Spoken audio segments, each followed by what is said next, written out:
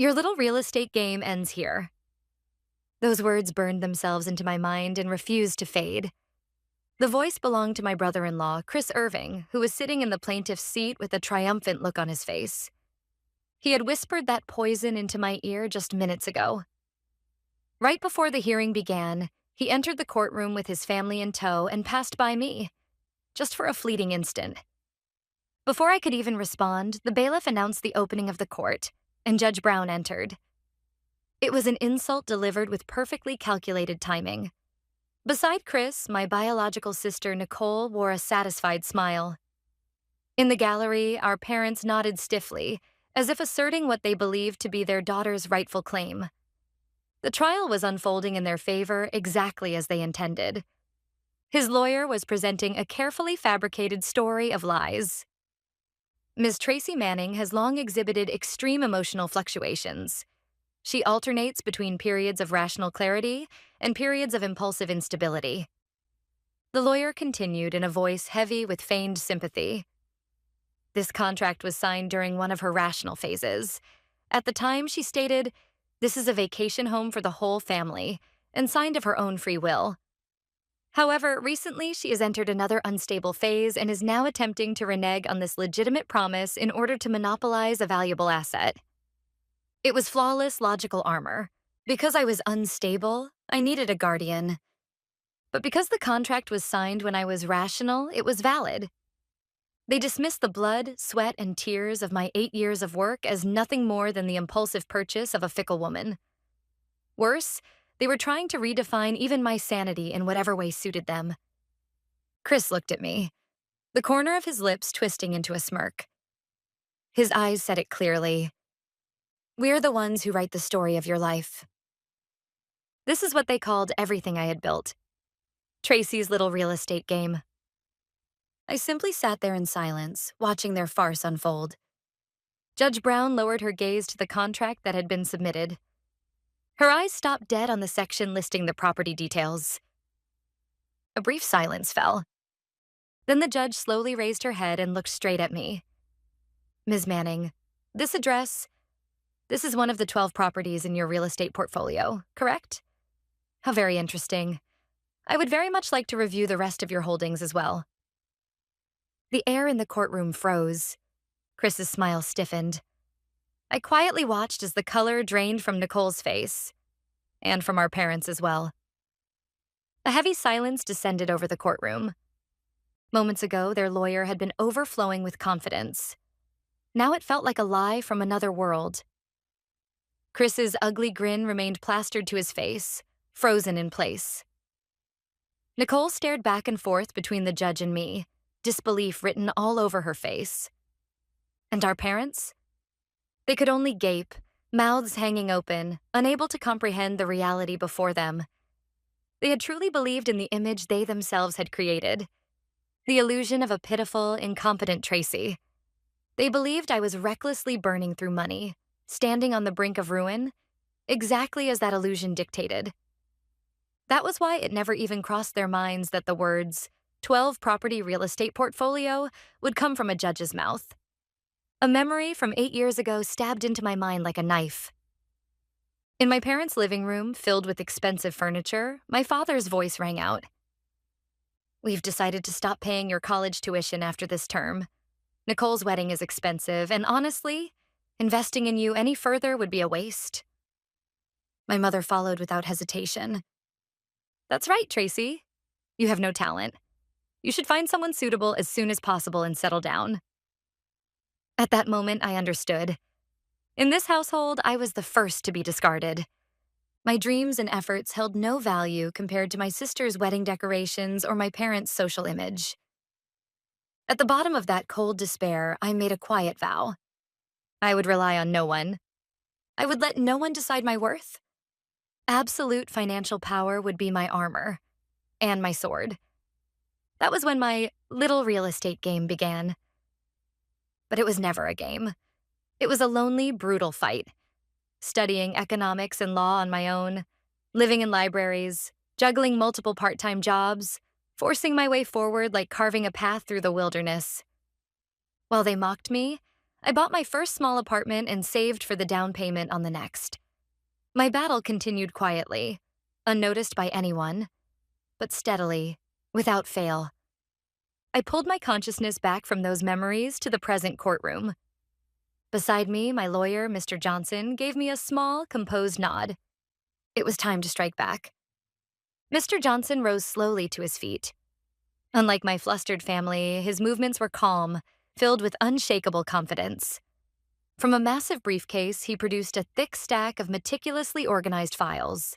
That alone made the single forged contract they had submitted look utterly insignificant. Judge Brown, I would like to explain the asset portfolio of my client, Ms. Tracy Manning. Mr. Johnson's voice rang out clearly, reaching every corner of the courtroom. First, the initial property that was purchased 8 years ago, a studio apartment in the Old Town district. The down payment was saved entirely by Ms. Manning through working multiple jobs simultaneously. I glanced toward my father in the gallery. Confusion and panic were written all over his face. His words from 8 years ago echoed sharply in my ears, the day I first told him my plan. Real estate? Tracy, that's not work for a woman like you. It's a dirty man's world. You'll be taken advantage of and chewed up in no time. Drop it. My father had dismissed my resolve as nothing more than a foolish, rebellious phase. Johnson continued, his tone steady and matter-of-fact. The second property was acquired 14 months later, a small office building in the downtown commercial district. It was purchased using rental income from the first property, combined with further savings accumulated by Ms. Manning herself. The third property. With each property Johnson listed, the color drained from Chris and Nicole's faces. Inside their heads, they were surely calculating in desperation.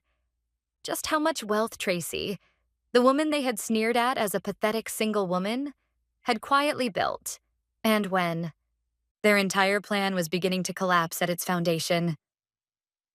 The judge leaned forward, listening intently. This was no longer a simple family dispute. The existence of a vast asset empire was about to be revealed publicly in the courtroom for the first time. And the fourth property? Johnson paused briefly and turned the page. I could almost feel that split second of silence tightening around their hearts. He continued on to the fifth, then the sixth property, reading through the list of assets I had acquired. Each one was, to me, a record of battles carved out with blood and sweat. When the address of the sixth apartment building was read aloud, I instinctively closed my eyes. That property. Shortly after purchase, a severe structural defect, one not mentioned in the inspection report, came to light. The repair costs far exceeded the original budget, rapidly draining my available cash. The bank coldly refused additional financing, and for the first time in my life, the word bankruptcy became frighteningly real. Those 2 months were hell. 1 slice of bread and coffee per day. At best, 3 hours of sleep a night. I had nightmares every day. Unable to ask anyone for help, I fought alone, groping forward through a dark tunnel, completely isolated. But that despair made me stronger. I ran to the library, devouring textbooks on building codes and structural mechanics. I gathered estimates from multiple contractors, negotiated personally, rebuilt the repair plan, and ultimately succeeded in cutting costs by 30%. That experience transformed me from a mere investor into a businesswoman capable of overcoming any adversity. Today, the very property Johnson was describing is one of the highest-yielding assets in my entire portfolio. The symbol of my despair had become, ironically, a powerful weapon.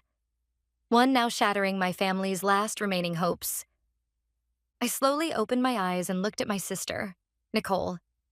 Her lips trembled as if she had seen a ghost, her hand clutching her husband, Chris's arm. But Chris no longer had the composure to support her. He was simply glaring at his own lawyer, with eyes that clearly said useless. As Johnson moved on to the 7th and 8th properties, a murmur rippled through the gallery. The bailiffs and other lawyers, who had likely dismissed this as nothing more than a strange family property dispute, were visibly stirred. No surprise there. What was being revealed was not merely a personal asset list. It was the portfolio of a single invisible power player who had quietly, yet decisively shaped the city's real estate market. I did not look away from my parents. My mother, Susan, no longer had the composure to play the tragic heroine. She could only clutch her handkerchief tightly. My father, Richard, had moved from confusion to anger and now to something else entirely: humiliation. For him, the realization that his daughter had achieved success far beyond him, entirely without his knowledge, must have shattered his pride at its core. When I still lived at home, whenever relatives gathered on holidays, my father always introduced me the same way. "This is my eldest daughter, Tracy. Plain girl, no particular talent, but she's kind." That was not affection. It was a curse, defining my value as harmless but incompetent, a way to keep me under his control. Whenever Nicole brought home her wealthy husband, Chris, my father would say to me, "Learn from Nicole. A woman's happiness comes from finding a good man." My success destroys every curse they ever placed on me. My very existence is a complete rejection of their values. That is why, in their world, I had to be poor and unhappy, so their small, fragile universe could remain intact. The sound of Johnson turning a page echoed through the quiet courtroom. "Ninth property."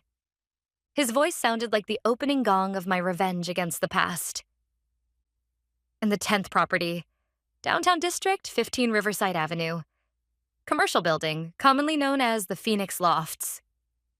The moment Johnson spoke that name, the atmosphere in the courtroom shifted once again. This was not the same restless murmuring as before.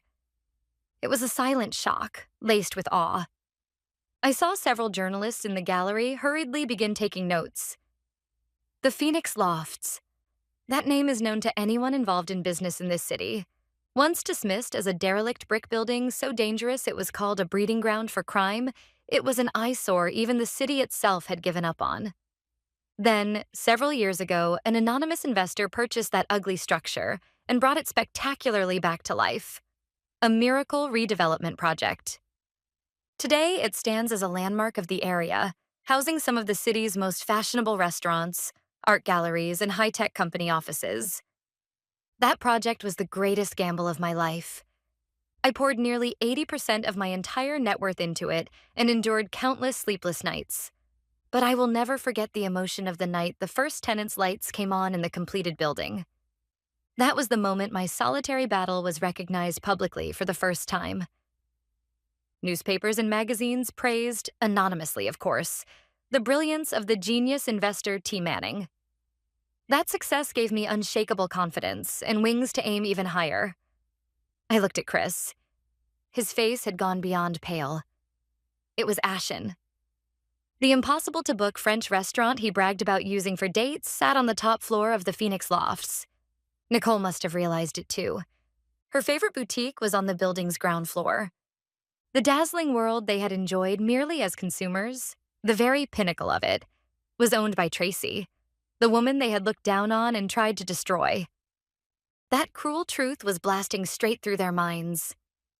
Judge Brown narrowed her eyes behind her glasses. "The Phoenix Lofts? I see." That single murmur made it clear. Every scattered dot had just connected.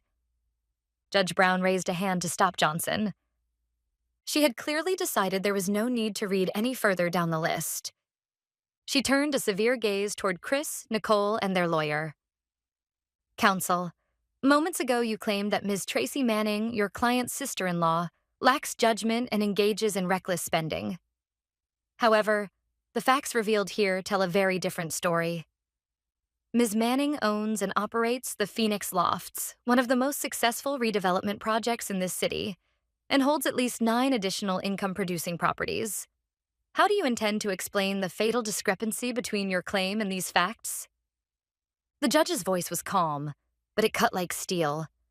Chris's lawyer broke into a cold sweat, stammering uselessly as he tried to form an excuse, but no words would come together. Then Johnson delivered the decisive blow. "Your Honor, there is one more important property." He produced the final file. "The 12th property. The Grand Majestic Theater, a structure officially designated as a city historical landmark." The courtroom's shock reached its peak. That beautiful theater, beloved by everyone in the city, closed on the brink of demolition, saved and reborn as a cultural sanctuary by an anonymous patron. Surely not. Ms. Manning personally funded the restoration of this theater, Johnson continued, and in recognition of her contribution, she has received an official commendation from the City Historical Preservation Society. He submitted a copy of the award certificate as evidence. Your Honor, I ask you this. Is it conceivable that someone prone to emotional instability and impulsive waste could carry out a project requiring such long-term vision, meticulous planning, and, above all, deep love for the community's cultural heritage? The answer was obvious to everyone. The fabricated image of a mentally unstable Tracy collapsed without a trace under the weight of undeniable evidence. I simply watched in silence. My 8 years of solitary struggle were speaking more eloquently than words ever could, proving my truth in this courtroom. Now then, Your Honor? Johnson's tone sharpened. There can no longer be any doubt that Ms. Tracy Manning is an exceptionally capable individual who has also made significant contributions to society. That raises a critical question. Why would the plaintiffs, her own family, bring such blatantly false claims? He paused, then addressed the entire courtroom. Their goal was to strip Ms. Manning of control over her assets. But if she owns 12 properties, why were they so obsessively fixated on just one? This mountain vacation home. For the first time, the memory of that detestable phone call, the origin of this entire ordeal, returned as a blade of counterattack. Johnson held a single document high. This is an article from a luxury lifestyle magazine's website. 6 weeks ago, this very vacation home was featured as one of the most noteworthy hidden luxury retreats of the moment. The owner's name was withheld, and the very next day after the article was published, Ms. Nicole Irving, the defendant's sister, placed a phone call to Ms. Manning. Nicole's syrupy voice echoed in my mind.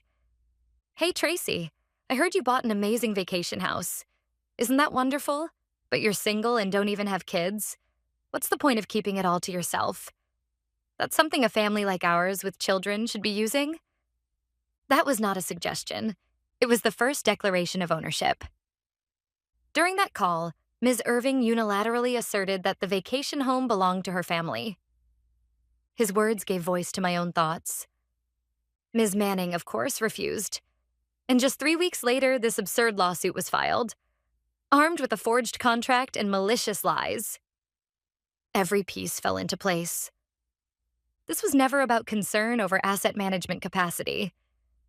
They saw the luxurious vacation home in a magazine, realized it belonged to the sister they had always looked down on, and driven by jealousy and greed, they tried to take it by force. That was all. That simple, ugly motive was laid bare under the bright lights of the courtroom. At last, Chris finally screamed as if he could no longer bear it. Lie. It's all a lie. There's a contract. Tracy, signed it. His disgraceful scream echoed through the once quiet courtroom. But no one believed him anymore. Judge Brown silenced him with an icy glare. Mr. Irving, regarding the contract you submitted? She slowly picked up the document. There are several very interesting points. Right on cue, Johnson spoke up. Your Honor, we commissioned a professional handwriting analysis of that contract, as well as a materials analysis of the paper and ink used in its creation. We submit the expert reports as evidence. Johnson handed another thick file to the bailiff. According to the findings, first, the signature is a crude forgery that does not match Ms. Tracy Manning's handwriting with a probability of 98.7%. Nicole let out a short, sharp gasp. Chris glared at her, his face twisted with rage. It was obvious who had forged the signature. Johnson continued mercilessly. More importantly, the paper and ink. Analysis shows that the ink used in this contract is a newly released product that went on the market just 3 months ago. The date written on the contract, however, is 1 year ago. Now then, how should we interpret that? Do the plaintiffs happen to own a time machine? A ripple of suppressed laughter spread through the gallery. This was no longer even a farce.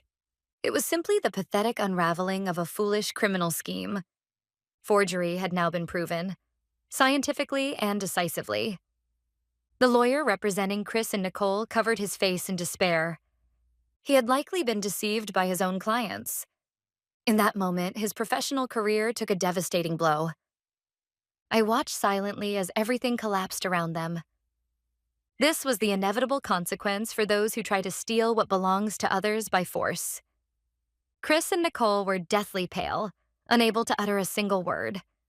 In the gallery, our parents trembled as they were forced to confront the reality that their son-in-law and daughter were criminals who had committed blatant fraud in a court of law. The social standing and pride they had tried so desperately to protect shattered into pieces in that very moment. Judge Brown slowly reviewed the forensic reports, then placed the documents on her desk and turned toward me. Her expression softened, still firm, but now layered with something human, something complex.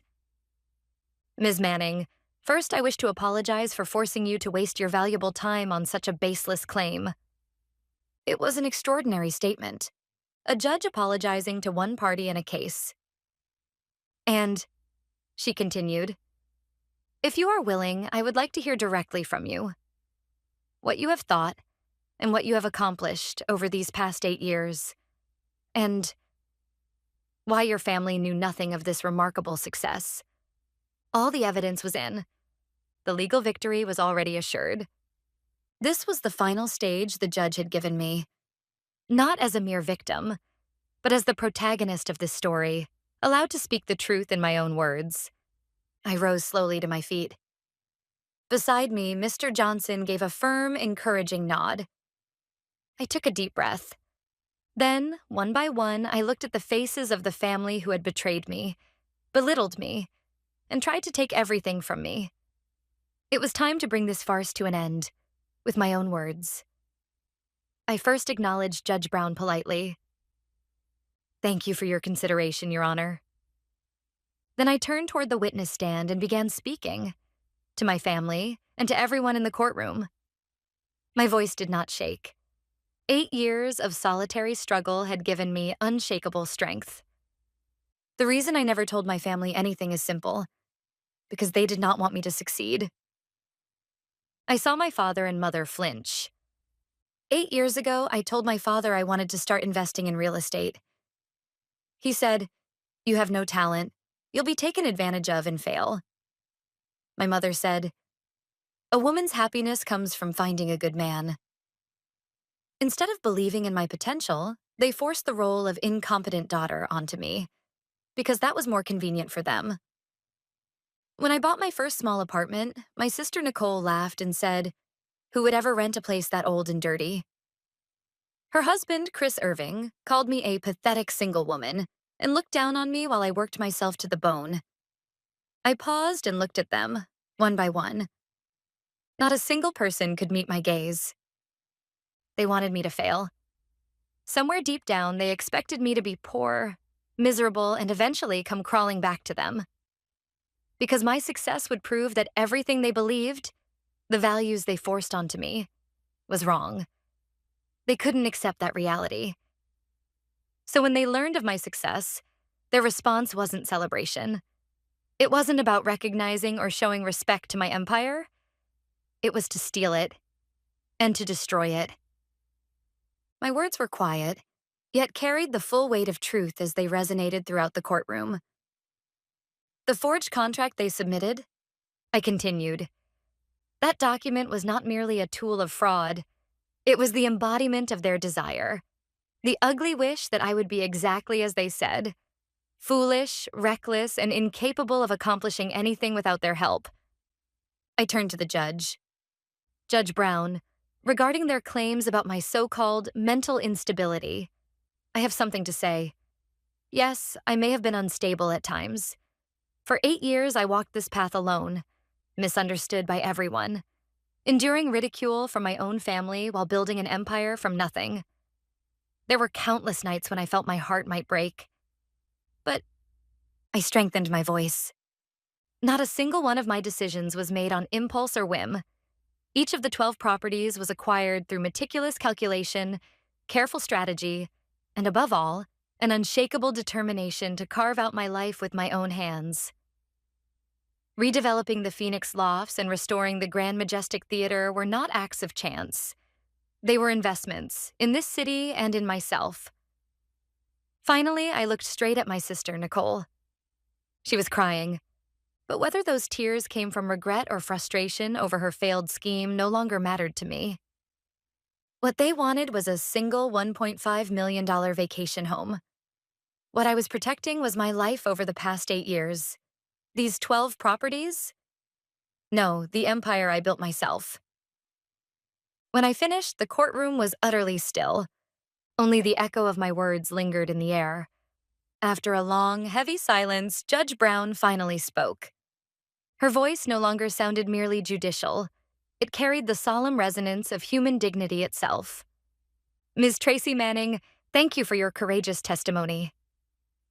She then directed her gaze to the plaintiff's bench. No, now the defendants, Chris and Nicole. Her eyes held no sympathy, only the stern light of justice.